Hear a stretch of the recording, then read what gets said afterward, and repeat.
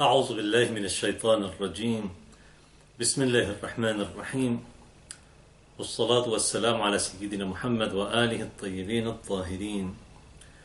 En el nombre de Dios, el compasivo, el misericordioso, que las bendiciones de Dios sean con el profeta del Islam Muhammad y los inmaculados imames de su descendencia. Dijo el imam Ali ibn Abi Talib, con él sea la paz, en una de sus hikam o máximas de sabiduría transmitidas en el libro Nahjul Balagha: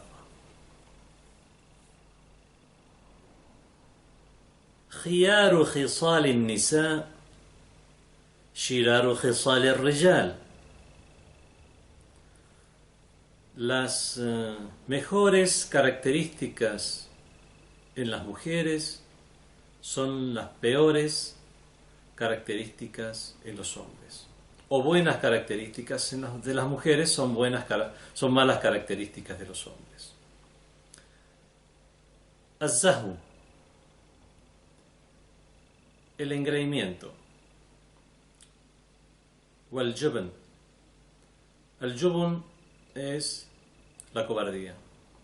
Wal-bukhl es la tacañería. فإذا كانت المرأة مزهوة لم تمكن من نفسها. Si una mujer es engreída, hay que hacer una diferencia entre soberbia e engreída. Soberbia a lo mejor puede ser una persona que se cree mejor que otros, mejor que los demás. Engreída es simplemente creerse mucho ella misma. En fin, no sé si la traducción es realmente aquí la más correcta, pero es lo que quiere decir el hadith en árabe. Si la mujer es engreída, lam tumakkin min nafsiha, no se entregará a sí misma. Wa idha kanat bakhila, si es tacaña, hafizat malaha wa mala ba'liha, cuidará su riqueza y la riqueza de su esposo. Wa idha kanat jabana, y si es cobarde, faraqat min kulli shay'in yu'rad laha, se mantendrá alejada de aquello a lo que se vea expuesta, a lo que donde se vea en peligro. Estas tres características mencionadas son vicios morales en los hombres, son malas características en los hombres. La cobardía es muy malo en un hombre, es muy feo. Ser engreído, creerse mucho, y la tacañería, ser tacaño, son realmente malas características. Los hadices hay que saber comprenderlos. Lamentablemente hay algunas corrientes contemporáneas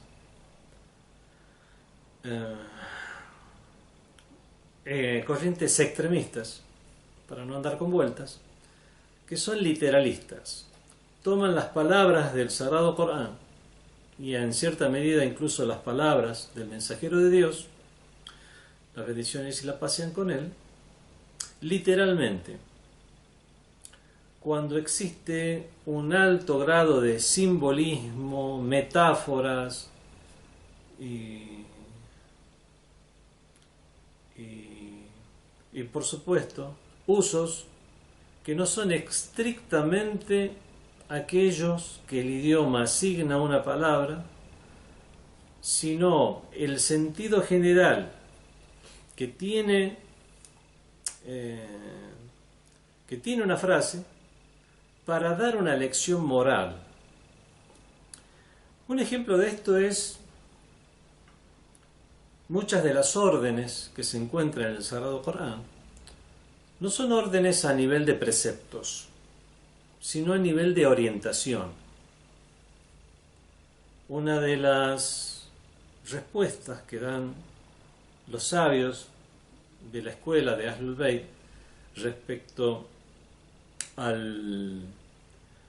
al supuesto pecado de Adán con él sea la paz, al no haber obedecido la orden de no acercarse al árbol bendito, siendo que la postura de la escuela de Ahlul Bayt, de la escuela de los seguidores de la familia del profeta, es que todos los profetas fueron inmaculados respecto al pecado.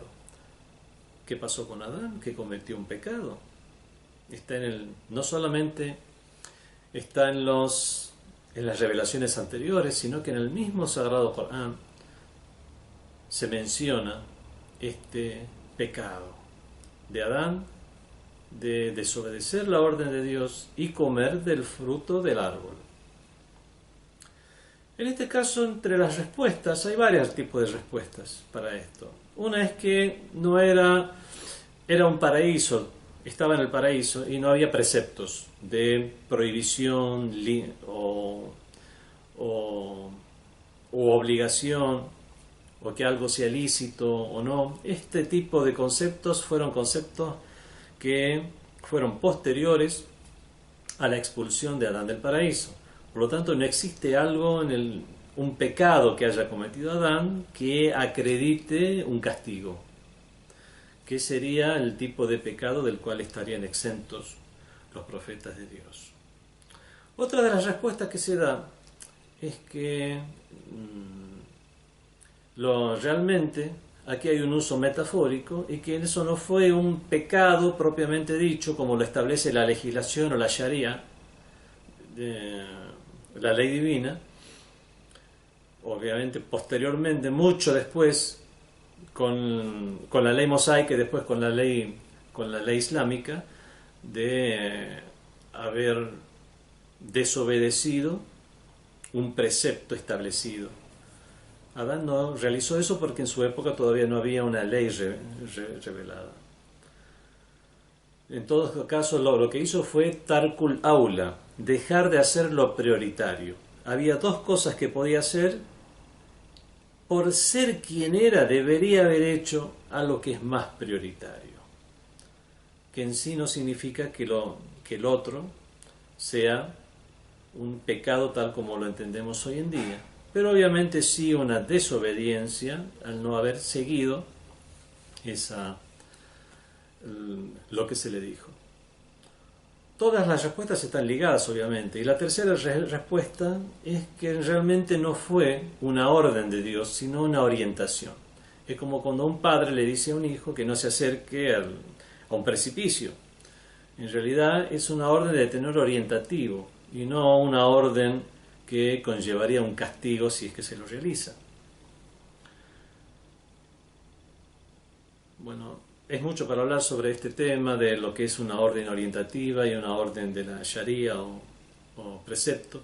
Solamente podemos dar un ejemplo para ver cómo en las palabras del profeta y de los imames de Ahlul Bayt, que al fin y al cabo son los transmisores del profeta del Islam, no todas las frases, obviamente, no siempre que hablaban, estaban enunciando un juicio de la Sharia, algo que es pecado, o algo que es obligatorio, o algo que es lícito. Ni siquiera estaban siempre siendo estrictos en la definición de lo que son las virtudes y los vicios morales, sino que muchas veces había orientaciones generales, como este es el caso. Un ejemplo es el famoso hadith o dicho del profeta del Islam, que dice: Man asbaha wa lam yahtam bi umur al-muslimin falaysa bi muslim.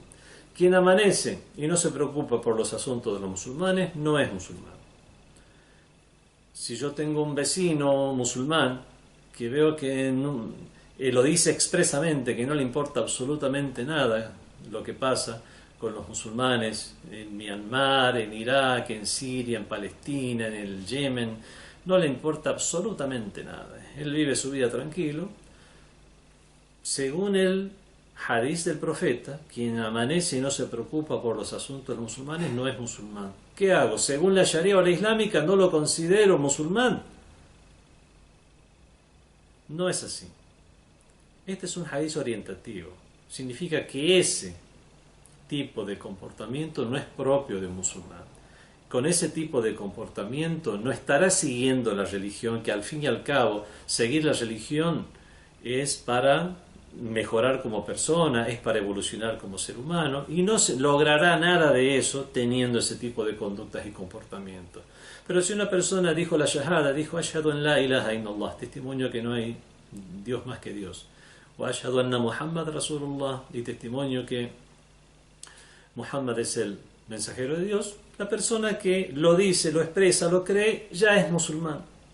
Aunque no se preocupe por los asuntos de los musulmanes, legalmente lo consideramos musulmán.